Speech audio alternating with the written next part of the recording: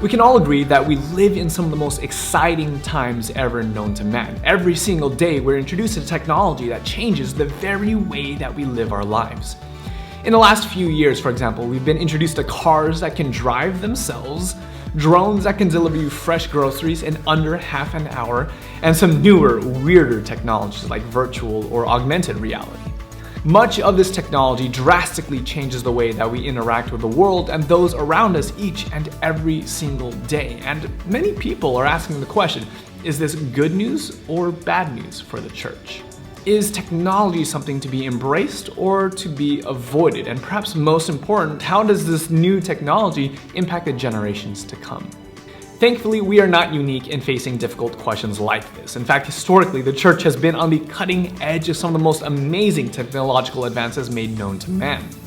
From the early adoption to then emerging technologies like the printing press, radio broadcast, and even television, the church has had a long history of embracing and leveraging technology for the spreading of the gospel.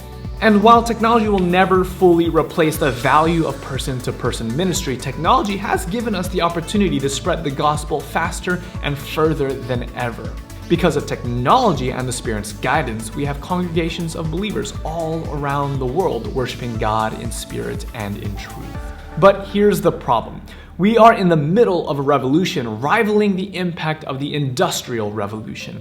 We are in the middle of a technological revolution that is changing the ways that we work, learn, communicate, and even worship.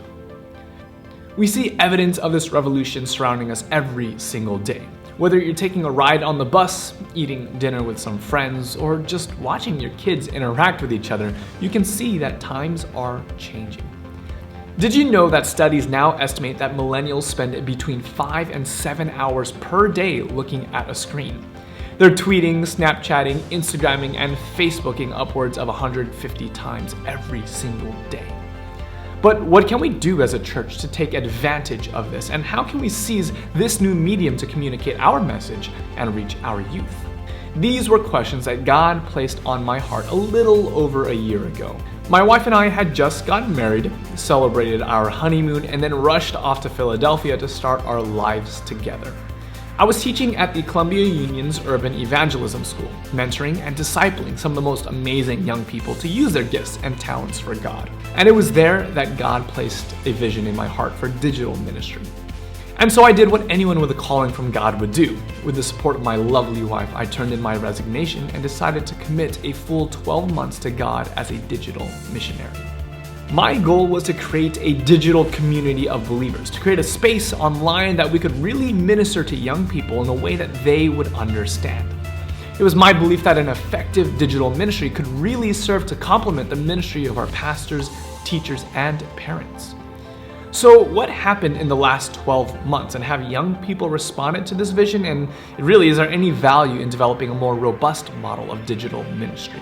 In short, yes. Beyond my wildest imagination, yes.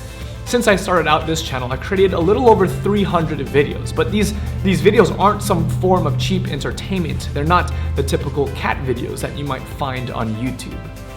Every single video features a Bible study or devotional thought. Sometimes the video is a sermon, and other times it's an object lesson pointing back towards Christ. But what's crazy is that young people are really responding to it. By the tens and hundreds of thousands, they are responding to it.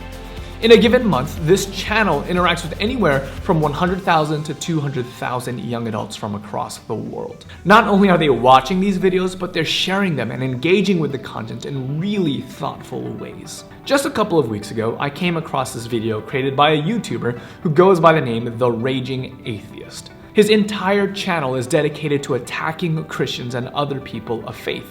So as I scrolled through his videos, I noticed a familiar face. Apparently, he had done a video in response to one of my pieces of content. Now, I will spare you the colorful language that he used for his video, but let's just say he didn't go easy on me. But rather than getting upset, I prayed and I did my best to come up with a thoughtful response. And so I thanked him for taking the time to watch my video and to rebut it, and invited him to grab lunch with me if he ever was in the Portland area. And over the next few weeks, we would banter back and forth when one day he created a new video entitled That Christian Vlogger, a Christian I Can Like? I had uploaded a sermon that I gave at the Young Life Camp in Oregon, and he responded to the video, only this time his tone was different. He was still very critical of people of faith, but much more open.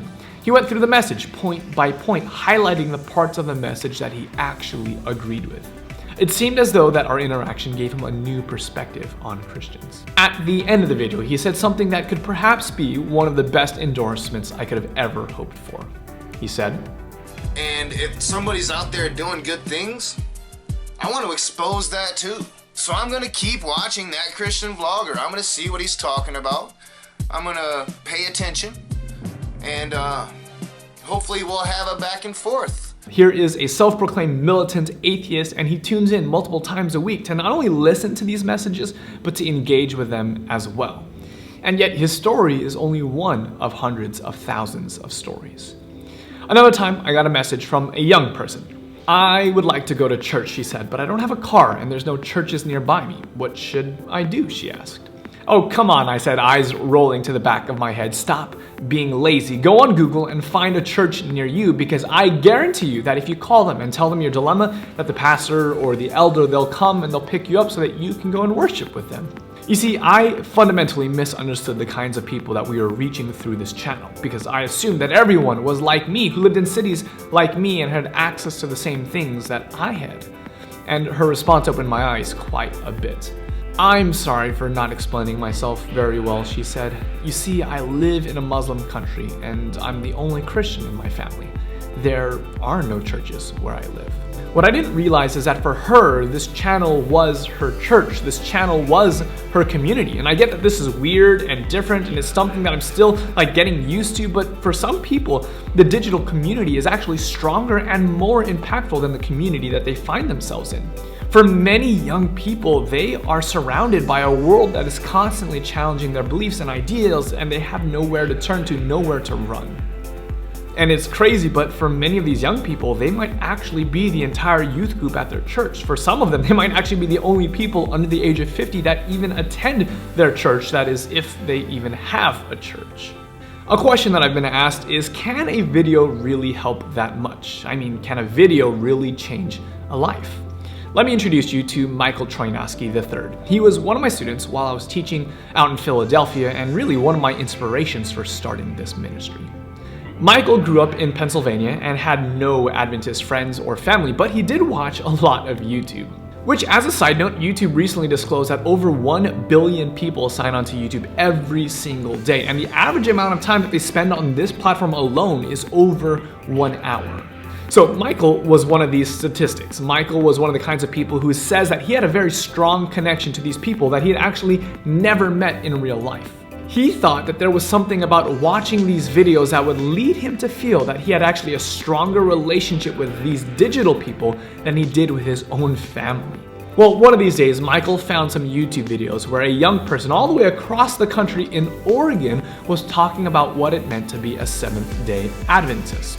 Michael was drawn to this and eventually started to do Bible studies with this person, and eventually made the decision to become a follower of Jesus. And after several months of discipling and mentoring, I actually had the privilege to baptize Michael into the Seventh-day Adventist Church. So yeah, apparently God can work through a video. And so that's why today I want to ask you to look into the future with me. What would it look like if our church fully embraced digital ministry? Not to replace what we have, but rather to complement it and to strengthen it. Historically, we've seen so much good from the church's use of modern technology, and it is my sincere conviction that God is wanting to do the same today.